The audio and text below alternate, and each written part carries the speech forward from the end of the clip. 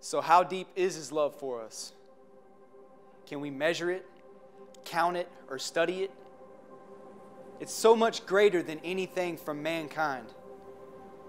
A man's love cannot revive the dead or heal the blind, but the love of God through his Son was defined.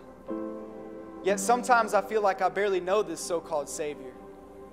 And I'll typically only call his name when I need a favor. But I want to tell you the truth about the man named Jesus. Not about what he can do for you and me, rather about how he lived and died so we could be free. You see, it took death to bring us life. With his dying breath, we're made alive. A Roman cross. Jesus died on that. And beyond what you believe, it's a historical fact. And it's true the Father turned his face from my disgrace. And I can't help but think that his Son was in my place. But he took on my sin, my guilt, and my shame, so that I can bear the power of his name and spread his fame. So that I can love the orphan, widow, and the lame. To remind the world that there's but one name whose love can free the slave and break his chains.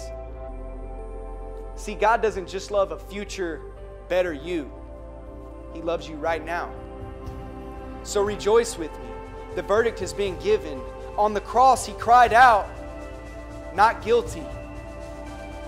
So stop trying to pay your own debt. God doesn't expect it. Because the cross shows payment given, and resurrection says payment accepted. And instantly, we are perfectly spotless. We don't look to the past anymore. When he walked out of the grave, he left our sin on the floor. He looked back where his body lay and said, "Sin, that's where you're going to stay." The cross could not contain him. The grave could not restrain him. Even all of hell could not defeat him. So how deep is his love for us? I don't have the answer. But what I do know with all my heart is his wounds have paid our ransom. So it's to this conclusion that I arrive.